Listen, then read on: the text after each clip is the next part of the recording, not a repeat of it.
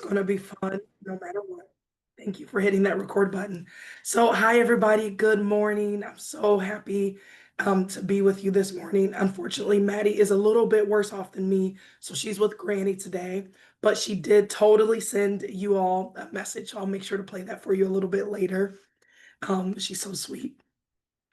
And so, we're just going to talk about some of the things that we've done over the past really 6 months.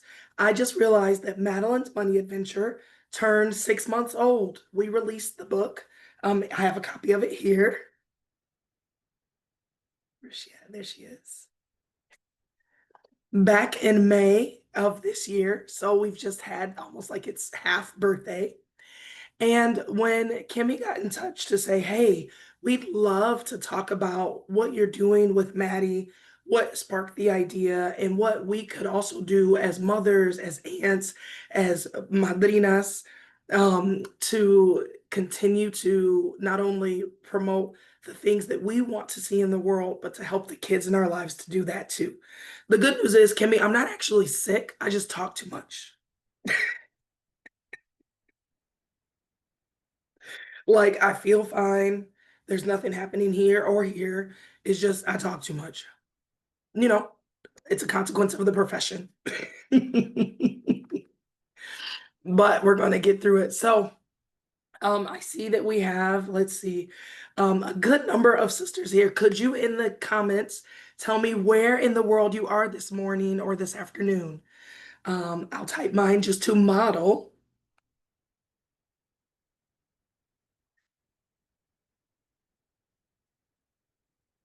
Oh, maybe it won't show.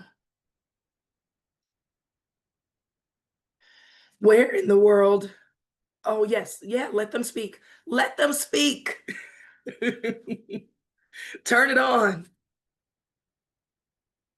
All right, we've got a couple of folks in Missouri, San Antonio, Cape Coral, Laredo, Bowling Green, right down the road from me. I'm in Detroit this morning. Amazing. So we've got some folks who it's still quite early for you in the morning. So thanks for getting up and spending this time with me. Okay, did you let them speak?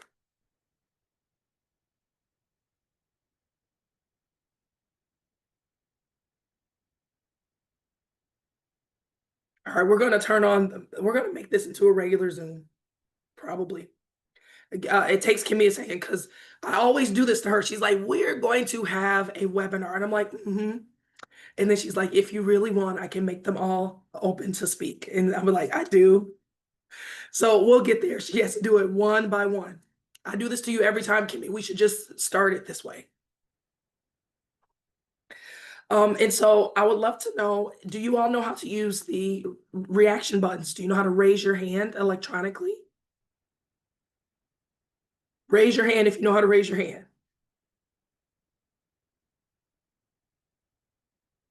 Excellent. Okay, we got at least half of you who know how to do it. All right. Because I want to know who's here today. So could you raise your hand if you are mothering, whether those babies were born to you or gifted to you?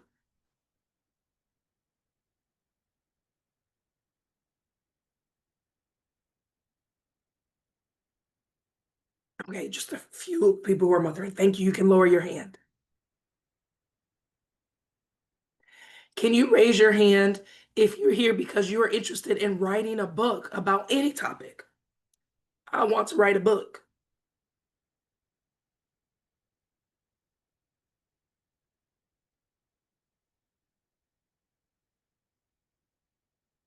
Okay, we've got the writers here. I think you have the ability to come off mute. Anna, could you please tell me, remind us where you are? I know that you put in the chat, but come off mute, tell us where you are, and tell me about what kind of book you're thinking about. From Cape Coral, Florida. I think just, children's book, because my kids and I, when we do story time, we like to come up with little stories. And I think just looking at your book and it looks really nice. And I think that would be something that the kids would be, engaged in and want to help create. So I think that'd be nice. Okay, awesome. We'll talk a little bit about that. I saw someone else had raised their hand, but they lowered it before I could grab them. Who was the other person who raised their hand about wanting to write a book?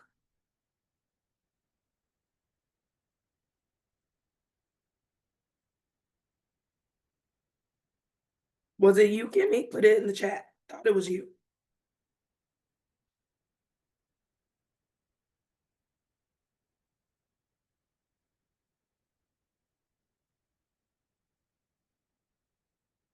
Okay. So, yes, I wrote two already, but interested in the third. Fantastic. Great. Thank you. Okay. So, we'll talk a little bit about the process of bringing those ideas that you or the kids or even the other grown-ups in your life from your brain into real life so that other people can experience them. But I really am interested to know, when you saw that we were going to be together today, what were you hoping to learn or hear about? Because this is your Saturday. And while I have all types of things prepared for us, I want to make sure we spend the time on the things that you need to leave here with. And so, if you don't mind either coming off of mute or putting into the chat, I would really love to hear more about X. Or I was hoping you could talk to us about Y.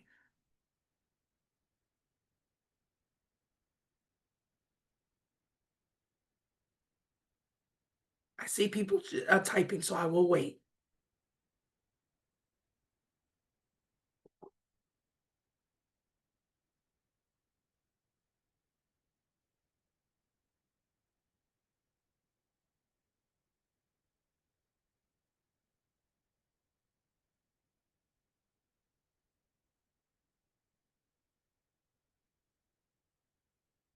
Thank you, Briseida.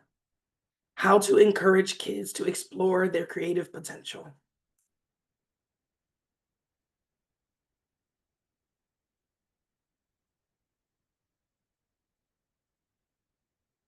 Anything else? And you are welcome to come off of mute and verbalize. You have that power now. Jasmine wants to know why I care about money. Because it's fun. We'll talk about that too. Okay, Anna wants to know how to go about publishing. Okay, you are welcome to continue to put things in the chat. I imagine we'll be able to get to all of these today, actually. So thank you so much for sharing because I'm going to start right there. So let's talk about kids. So when it came to Madeline's money adventure, the backstory here is very interesting. Now, for those of you who have kids in your life, or even like excited partners who are excited to do stuff that maybe isn't exactly on your list, sometimes they come to you with an idea and you don't have the ability to say yes. And the ability to say yes might be because you don't know how, you don't think you have time, you don't think you have the resources, or it's just not the right era in your life, right? And so what happened is I had Madeline packing up some books for me because for those of you who might eventually become business owners, when your children legitimately work in your business, it's really easy to pay them and to start certain financial accounts for them. For instance, because Madeline works for my business legitimately, I can actually pay her a paycheck that goes almost directly into a retirement account or a college fund with the money she earned working for me. And so I always have her do legitimate work. So if anybody ever asked her, well, Maddie, what do you do for your mom's business? She can say, oh, well, I pack books, I write thank you notes, I sign books, I go and give speeches, right? So that she legitimately works for the business. And one day she was packing books because I was heading to a conference. And she said, but mom, you said I could write a book. And I didn't remember actually telling her that. But okay. I said, well, sweetie, you want to write a book? She said, yeah, I want to have my own book. And I said, well, do you know anything about money? Because mommy knows a lot about money. So as long as we're going to do something that will teach other kids about money, then I can help you. And she said, oh, I know everything about money. Anyone have a confident kid like that in their life? Yep. And so in in her being in that powerful moment, I said, okay, well, since you know so much about money, what do you think we should teach kids? And she said, well, do you remember that time we were in Target and I wanted a toy and you told me no? Anyone else have this experience too? Now, as she's starting down this path of me telling her no, I don't know where we're going, right? I don't know if she's going to say, and it made me really sad, or you always tell me no, or what, right? So I'm kind of bracing, prepared to be defensive. And she says, but then remember, I checked my piggy bank and I almost had enough money for the toy. And I said, oh, right. She said, and then I did some jobs and got more money, and then I had enough. I said, that's right. You did do some jobs and you did have enough money. And so that's what we have to teach kids, that when they want something, they have to check their piggy bank. And if they don't have enough, that maybe they can do some jobs to make the money. And I was like, girl, financial literacy for kids. You were right. You do know all the things about money. And so what I did over the next few days is I said, well, Maddie, could you tell me that story again? And I would voice record it, because what I really thought would be important is that if this was going to be her book, it needed to be her book, right? It needed to be her words. It needs to be her story, because that's the magic of having a kid participate and own it. And so I would kind of say, oh, Maddie, I was thinking about your book again because it's time for me to start looking for someone to draw the pictures. Do you remember what that's called? And she said, oh, yeah, illustrator. Right. And so, could you tell me the story again? Because then, if you tell me the story again, I can have an idea of what kind of pictures we need so I can find the right person to draw them for us. And so I'd say, and do you mind if I won't make a video, but can I perhaps save your story in my phone so that if they want to listen to it, they can listen to it later? And she said, oh, yeah, no problem. So I'd have her tell me the story. So I had her tell me the story probably three separate times. So that way I could take the transcripts of those voice notes, put them all in one document, and then pull the story together in a way that made a beginning, a middle, and the end, but still preserving her language, still preserving the way that she described how the things happened, with a little bit of adjustment to make it make sense for a lesson, for a story, and for the illustrator. And so, to answer a little bit about the question about how to encourage kids to explore their creative potential, one of the easiest things that we can pause and do as grown-ups is, instead of answering questions, is to ask questions in response. So when Maddie said, when do I get to write a book? And I said, sweetie, you want to write a book? And she went on and said, I said, oh, well, then what would your book be about? What could we teach kids? And then she talked more. And so, as grown-ups, we have to resist the urge to give an example, to give an answer, and instead to ask additional questions, especially when you've got that 2 minutes of attention before they go off to grab a snack or hear the neighbors outside playing, right? And so, doing your best to kind of pause, resist the urge to answer or give a response, and instead to continue with questions, especially when it's something where they're talking about creatively. The other thing that's important to do is, sometimes, as the grown-ups and the kids, we have a schedule to keep, right? We've got to get to school at a certain time. We might have a sports practice. We might need to get in bed by this time, or else everybody's going to be cranky and late the next day. And what that might mean is your kid might be laying in bed, and just before you're going to say, good night, sweetie, they say, well, mom, can I draw some pictures for my book? Or can I go type at the computer? A mom just told me this yesterday, that her teenager has been working on a special project, and right at bedtime, she'll say, oh, I know I'm supposed to go to bed, but I really kind of want to like write another page or two. And so it turns into it, if she's not careful, it can very easily turn into a fight. And so what she started doing, and what I suggested to her, was when that moment of creativity strikes, even if you can't really lean into it because you're on your way somewhere, you need to be on time, it's just not the time or place. Is there something in your pocket where you could save that moment so that they don't lose it? Because as an artist, that can be so frustrating, right? And so, can you pull out your phone and say, hey, we don't have time, or it's really bedtime and you got to get up early, or you've got that test. But what were you thinking about? I will let you make a quick video, make a quick voice note so that tomorrow, when you get home from school, or tomorrow while we're waiting for your brother's practice, you can listen to it and remember the great idea that came to you. Great ideas come to me all the time at the wrong time and place. So that's one of the things that I do so that I don't lose that spark, even though that moment isn't the right time for me to work on the idea. Briselda, is that something that helps or resonates? Tell me. Yes, I think so. I'm not a mom. I have nieces and nephews. So I know two of them are very creative, but they're kind of like, I guess, not scared, but don't know how to dabble into their creativity more. So I just wanted to do what I can to try to help them, not guide them, but at least give them the tools and be like, oh, you can do this and maybe try to see if it works. And, I've never heard of, it makes like to me, it's such a new idea of just recording things and tabling them for later because if I don't do it at that moment, I'm gonna forget and I cannot think of anything else. Like, so that's a good idea and tip to give them. Yeah, because even as a grown up, right? Like I'll be at work and I'll have this amazing idea for an email I want to send to my email list.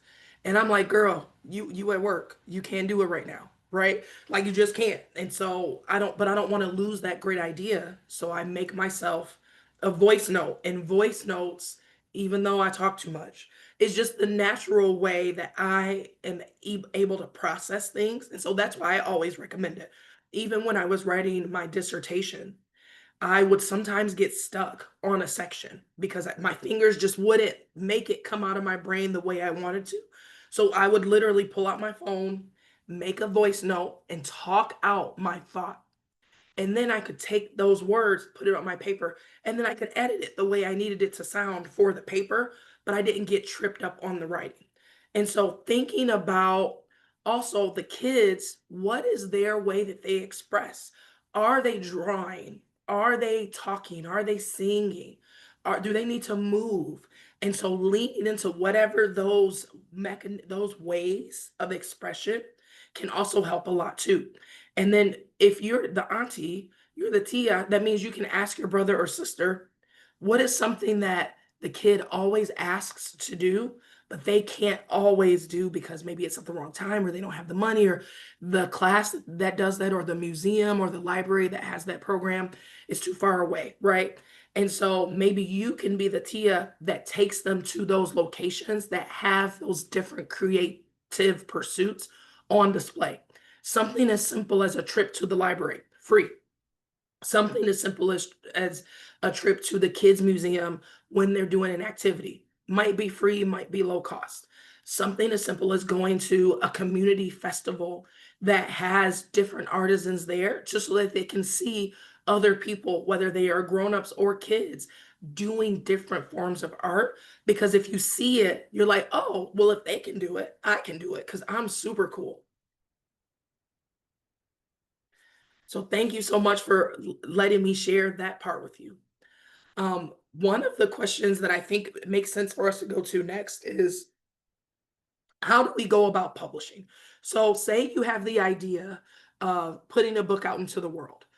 As you're working on that book, as you're outlining what the stories are, what the lessons are that you want to share, one of the key questions that you need to ask is, what is my goal with this project? Because there are lots of different goals for putting a book out into the world, and none of them are wrong, right? But depending on your goals will shape what path you take. So is the goal that you just want to hold it in your hand, that it's really not for anybody else, it's something for you and your kids or you and your nephew, or and you want to like memorialize this idea or this experience or this memory in a physical relic that you can hand to someone or hold on for yourself? then that's a very different goal than if you want to send the book out to schools and libraries or after school programs so kids can read them and see themselves or hear stories that make sense based on who their families are and how their community works, which is also a very different goal than, I'm writing this book because we need to make some money, right? Which is also very different than something that has a combination of all of those. And so, one of the things to do as you're putting the idea from the brain into something physical, whether that's the computer page as you're starting to type, or even a notebook where you're jotting down your notes and mapping out the stories, is to think about, well, why do I want to put this into the world? And whatever that reason is, at least the one you're starting with, is the right reason, right? You don't have to do it because everybody's been telling you to do. You don't have to do it because maybe it'll make some money. If the reason you want to put it out is simply because you think it will be fun, that is perfect. Is it because you want to document something in a way that you know no one else will document? Totally perfect. If it's because you would like to see if it could help you bring additional money or connections or work into your life, perfect reason. But one of the first things to do is to figure out, well, why? Why do I want to create this thing? And so, Anna, you already talked a little bit about the why, right? That your kids are always coming up with cool stories during story time. And so it's almost like you want to, what I heard and what I felt as you were telling me that was you want to not only like capture kind of this fun moment of this part of motherhood and childhood with them, but also that you want to show them that all these books we read, that we buy, or that people give to us, or that we get from the library, you could have one too, right? And those are perfect reasons to create one. So there are two main ways to publish.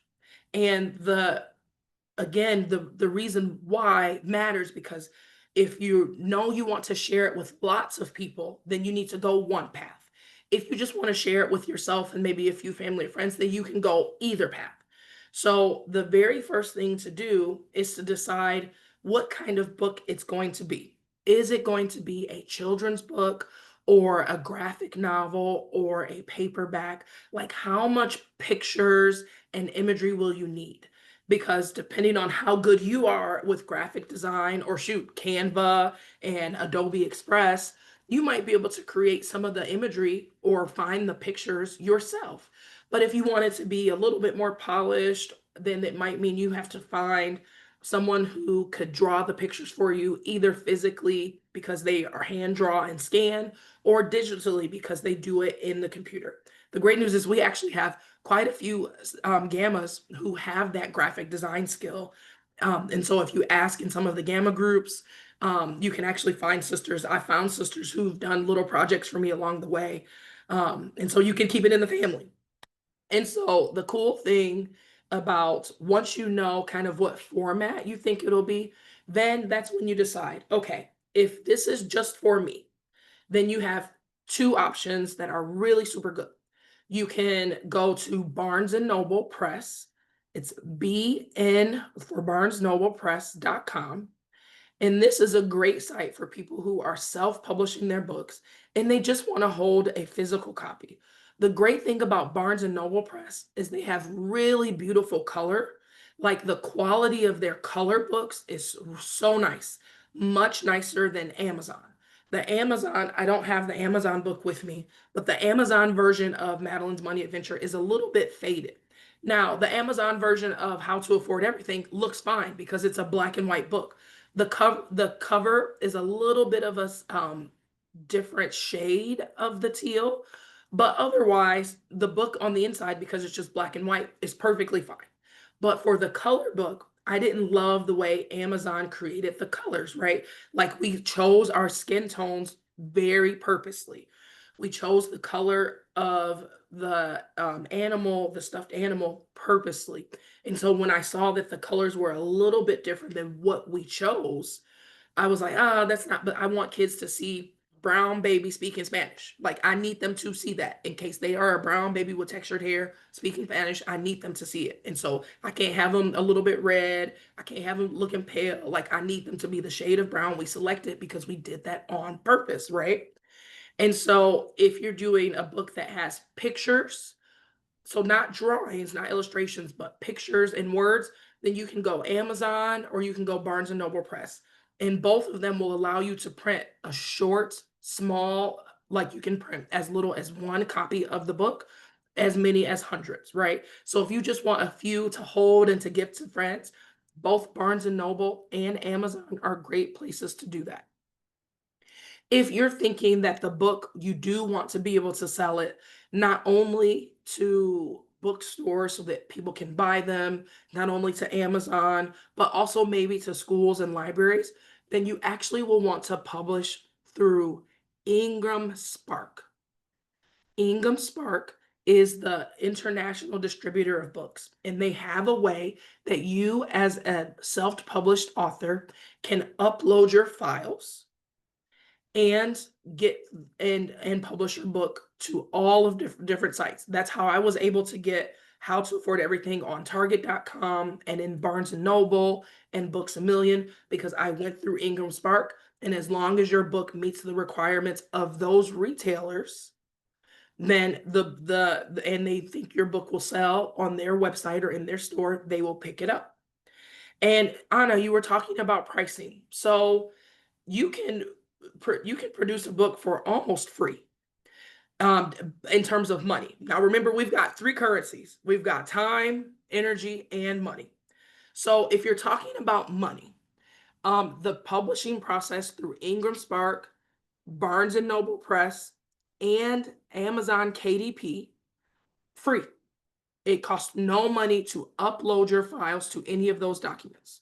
Now, there is some cost if you decide to print books, either for a proof or to have, depending on the size of your book, how much color you need, and how many pages. A sample book could be as low as $3, or I know someone, because they have a very thick journal with actually several colored pages within, it cost them about $22 to print their book from Amazon KDP. But the publishing process, if you want to do it yourself, costs nothing. It costs you a little bit of time, costs you a little bit of energy, because you might have to make sure that the files are aligned the right way. You might have to figure out how to upload, but it doesn't cost anything to actually publish your book on Barnes and Noble Press, Ingram Spark, or Amazon KDP. There's no cost to doing it. Where the cost may come in is, again, printing, which we already talked about. So if you want to print the books, you will need to pay to print them, whether it's the proof form or the final version. You may also decide, you know what, this is too far out of my expertise. I'm not going to be in Canva designing illustrations. I'm not going to be in Adobe Acrobat adjusting pictures and laying out pages. And so you can go to services like Fiverr or Upskill, where you can purchase staff for for various costs, who are expert in doing this. So when I was uploading How to Afford Everything, I had a problem with one of the format. The system to upload kept telling me that my margins were off. But when I looked at it, everything looked appropriate. The everything was lined up the way it was supposed to. My ruler told me it was fine. And so someone suggested to me to go on Fiverr to literally search format for Ingram Spark. And there were 40 people from all over the world who literally just format your book so that it's easy to upload. Now, you do need to vet them, right? You need to interview them. You need to ask them for sample projects. You need to ask them for turnaround times. And you need to make sure that they're not going to try to upcharge you for things you didn't expect.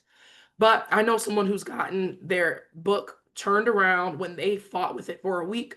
They paid someone on Fiverr. The person got it to them within 24 hours and they paid $100. And so for them, that was absolutely worth it, because they were so frustrated and they just wanted their book out there so that they could start selling it. The other thing is, illustrations can also vary.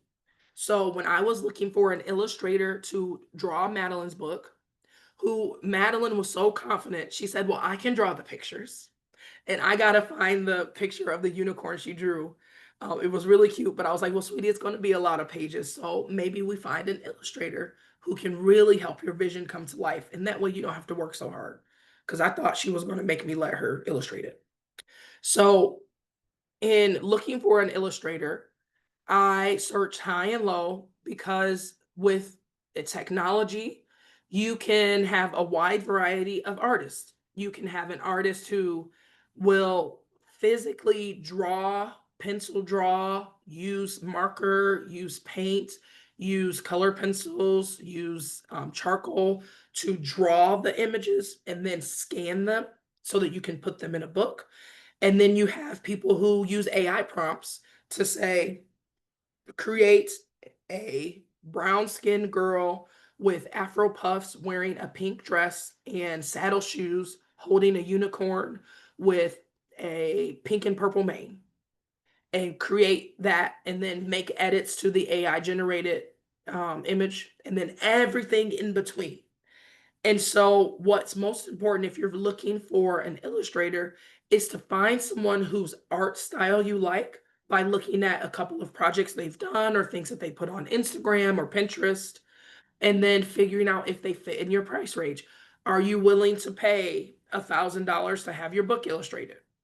Or do you need it to be $200? Can you spend 10,000? I got quotes everything from $800 to 10,000 for our children's book and everything in between.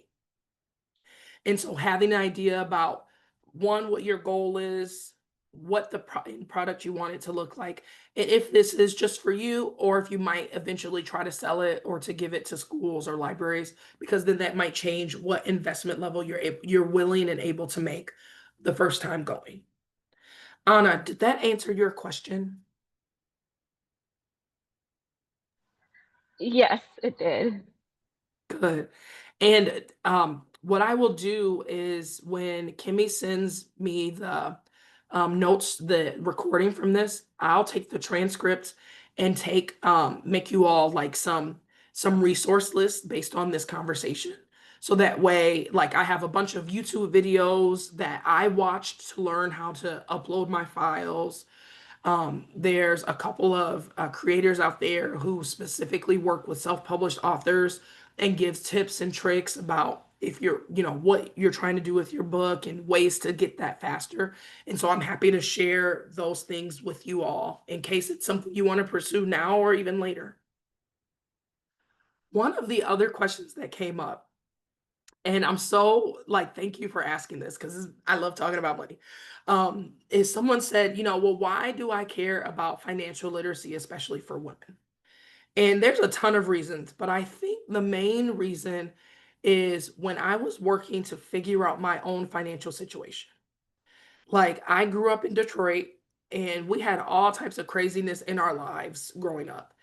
And I remember so many times having this thought or this feeling that some of the things we were going through, we wouldn't be going through if we just had more money. Because actually, the women in my life were so good with the money that they had, right? They were really good at stretching, at scrimping, at sharing, at trading, at taking advantage of the community, right? Like they were super resourceful. But when it came down to it, they just didn't have enough. So it sometimes get us in these situations that were hard, right? A car that couldn't be repaired for weeks because we just didn't have the money and that messing up with someone's job. A fridge that was a little too light, right? Even some experience in the criminal justice system because of not having funds to get a good lawyer. Maybe a lawyer, but maybe not a good one, right? And so when I went to college and then was all of a sudden surrounded by wealthy kids. And look, we were all broke college kids. So it's not that they themselves were wealthy, but because they grew up in situations where they didn't have to choose between ice and sleep for dinner, their whole outlook on life and money and how it was going to come to them was just completely different than mine. And I was like, oh, well, if I made it to this university with them, with all the stuff I had to go through to get here, then I got to be at least as, but probably smarter than them. So I just have to learn the money part. And when I would try to ask, hey, what do your parents do? And did you work in high school? And do they own businesses?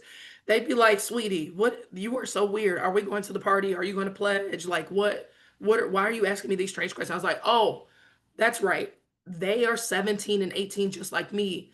So I don't know why I'm poor and they don't know why they're not. So me asking them is kind of a waste of my time. But I know I can go to the library. And what I learned from reading what ended up being more than 100 books about money over the last 20 years is that sometimes, depending on how we grow up, we have a little bit of fear around money and about getting it wrong. Maybe we had an experience where we made a mistake. We saw money mess things up for the people in our lives. And so we don't want to get it wrong. But from reading all those books, I learned that there's actually like 1,000,001 ways to get it right. And that money, knowledge is helpful, but really what we have to build is the skill, which are absolutely learnable, and the habits so that those skills we learned are just on automatic so that our money does the things to make our life good. Because when I've been in situations where I had no money or a little bit of money, like life just was a little harder, right? Like it takes more coordination. You got to have more conversations. You got to do more bartering. You got to do more negotiation. You got to make hard decisions. You might have to make decisions from a list of bad decisions and just hope you're choosing the least bad decision because you don't actually even have any good ones to choose from. But when you have a little bit more money and you know what to do with it, because money doesn't solve all the problems, having the money and knowing what to do with it does, though. That if we can teach women, first generation people, especially, like what to do with the money that comes into our lives so that our existence can be smooth and easy most of the time, what a gift. And that it's not that hard, that the math involved is fourth grade or less, because all you got to be able to do is plus, minus, uh, multiply, and division, right? And the math is easy, but the feelings and the memories and the experiences and the emotions around it are the harder part. And so if I can help more people understand that you've got the math skills, I promise you, and we can learn all these things about how money works so that you can then make it work for you so that you can have a beautiful life that has a lot of ease and joy in it at all times. Like, I'm not saying I don't go through stuff. We going through stuff, all types of stuff. But the things I'm not going through are because when things get stressful, when things get heavy, when I know that I'm like almost at the burnout point, I know that I can pull money from whatever account I need to pull it from to ease some of that stress. I can order healthy meals. I can have someone come cook for the family if I'm traveling that week and I'm worried about them just eating fast food every day just because I just don't want that for them. I know that I can call the cleaning lady and be like, hey, I know I'm not on your schedule for another 2 weeks, but can you come clean this house, please? The house is messy and I'm stressed about it, but I don't have time. And she'll say, yep, I'll come right over. I can have somebody do the laundry. I can, hire a babysitter if I need like 2 more hours to just like sit in quiet, or I need somebody to go get the kids so I can finish something for work, right? Because I have extra money in the budget, because I have the wiggle room. When things get heavy, I can throw money at those problems and make it just light enough so that my brain has my creativity and my problem solving back because I'm not worried about the basics.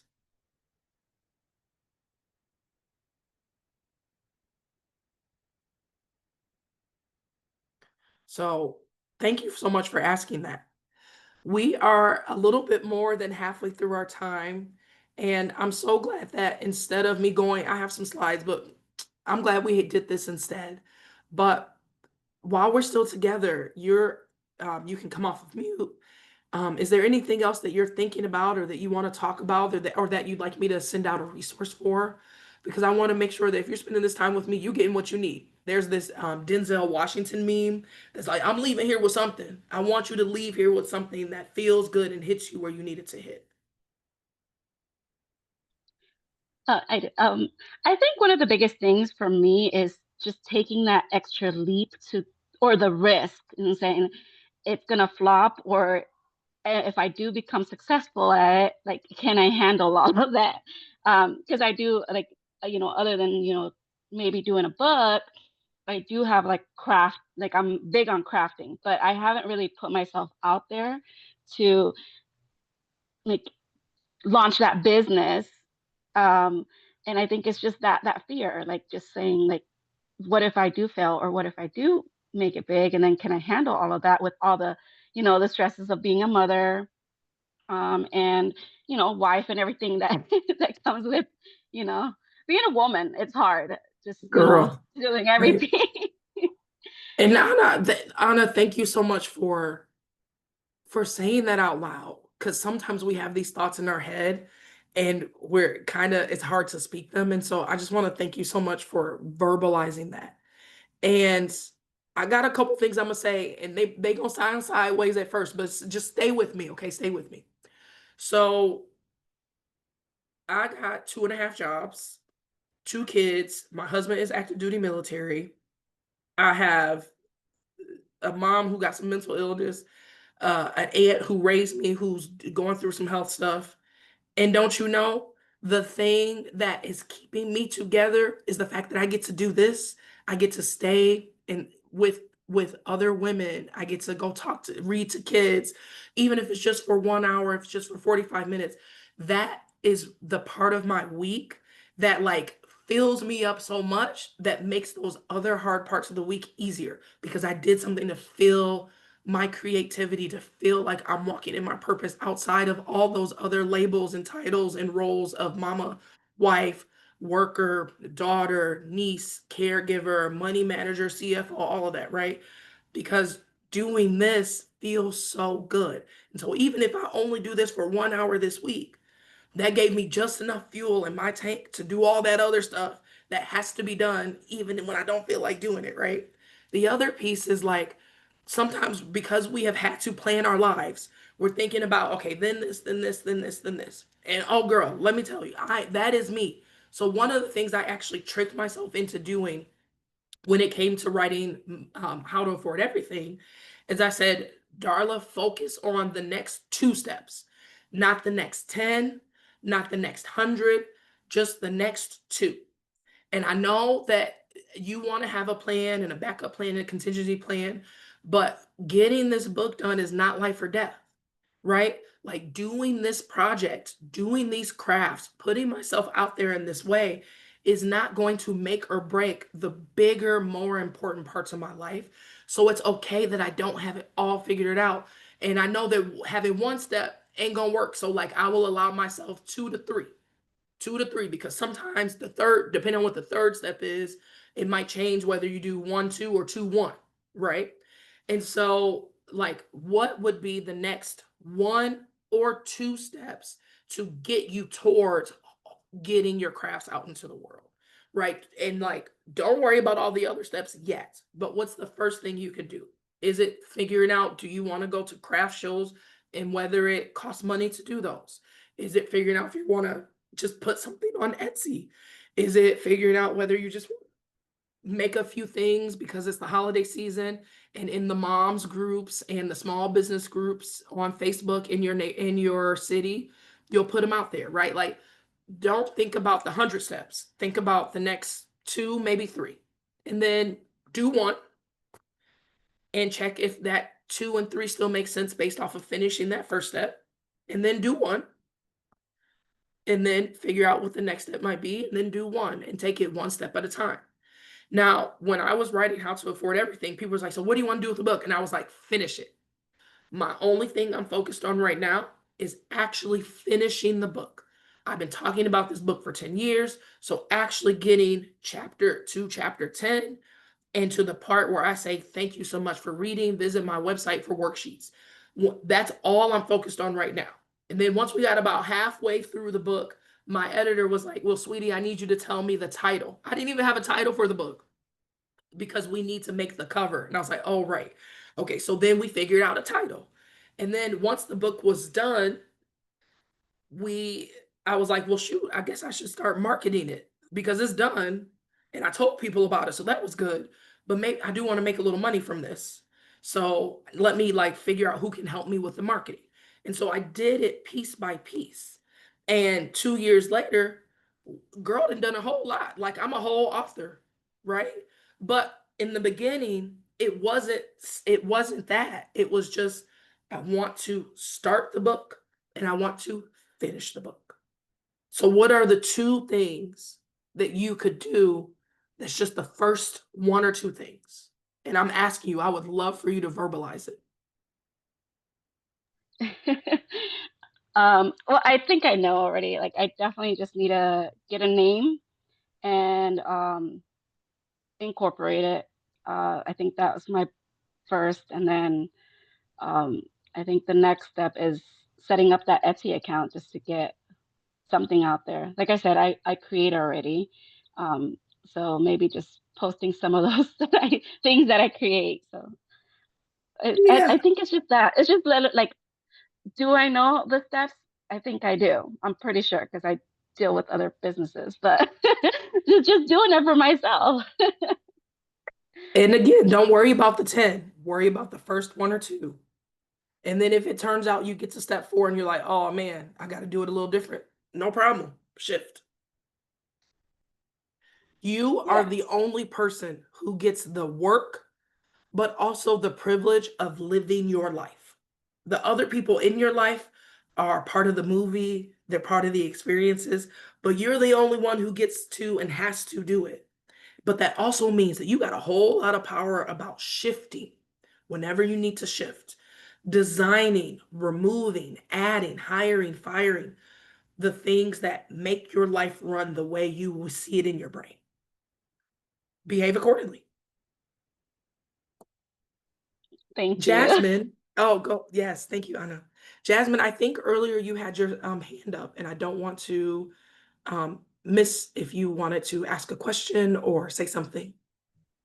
Hi, yeah, I did have my hand up. A question I had for you. I really loved what you said about finding yourself in situations whenever you were in college and maybe kind of like asking of your peers like, "Oh, like what's your home life like?" Because my sister and I talk about that all the time. She's a chemical engineering major, first gen. I'm health sciences, so like navigating the college escape is like really hard. And so kind of like seeing those differences and growing up, but like remembering we're in the same places that they are. She's had some very successful internships and kind of like having to hear from others like, like my parents are engineers, my parents are doctors, and so it's not their first time figuring it out. What has that been like for you? And like do you have any advice and tips for college students?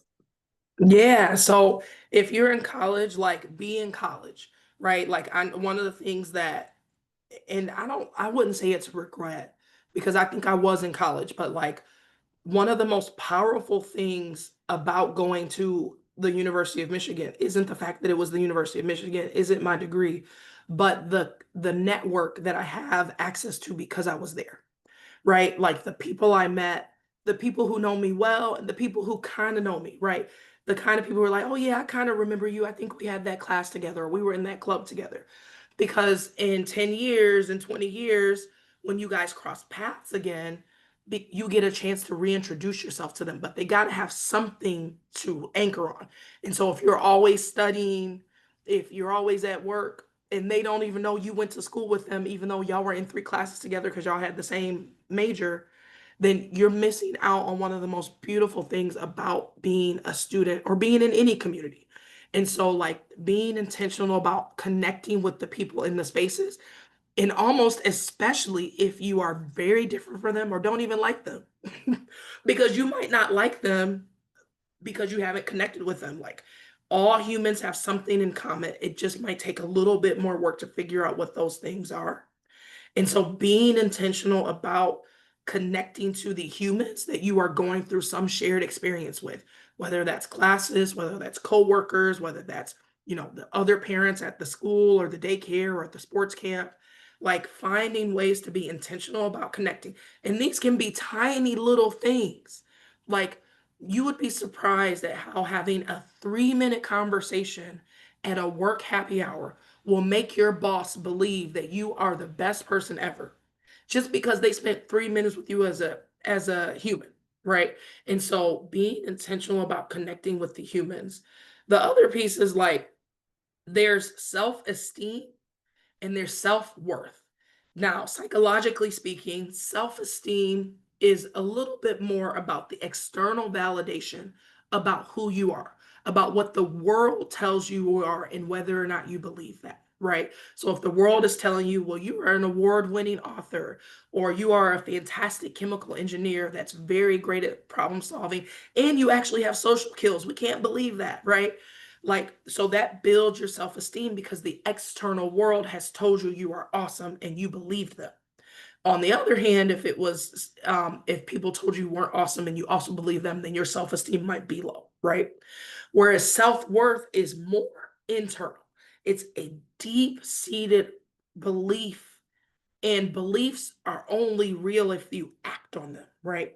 Like it's a deep-seated belief and set of actions that you know you are worthy of good and beauty and happiness, right? And that you build your world around that deep-seated belief and action that you are worthy of good and ease and happiness.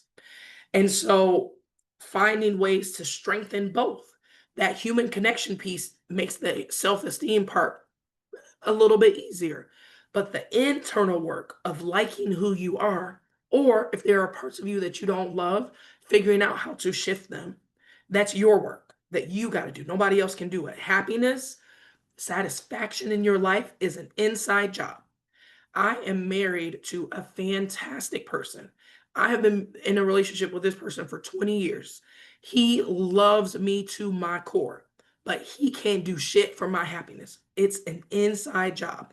I have to check in with myself, make sure that my life is the way I want it to go. And if there are parts of my life that involve him that aren't exactly right, then we're going to negotiate that. But my happiness is my job, just like yours is yours.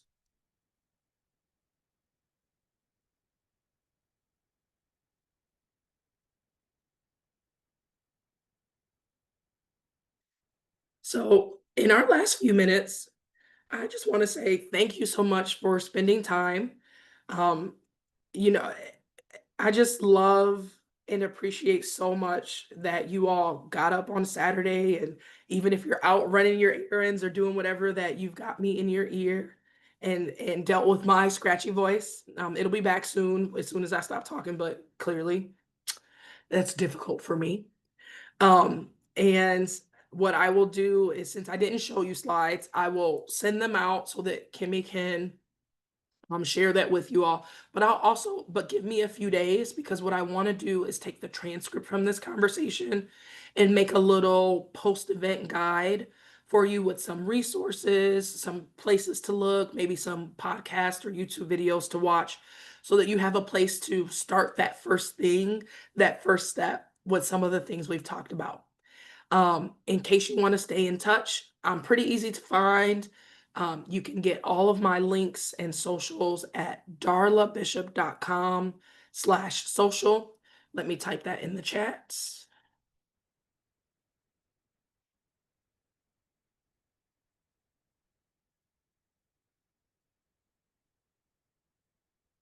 That's my link in bio, darlabishop.com/social. And please connect with me on Instagram or LinkedIn, whichever place you spend the most time. I am on TikTok, but I don't do as much posting there just because I know how to work Instagram better. Hopefully this time together felt good and like you got something from it. And thank you again for all of your love and your support. I felt it through the screen. Kimmy, I know that you don't have much of a voice. Is there anything you'd like me to do to close us out?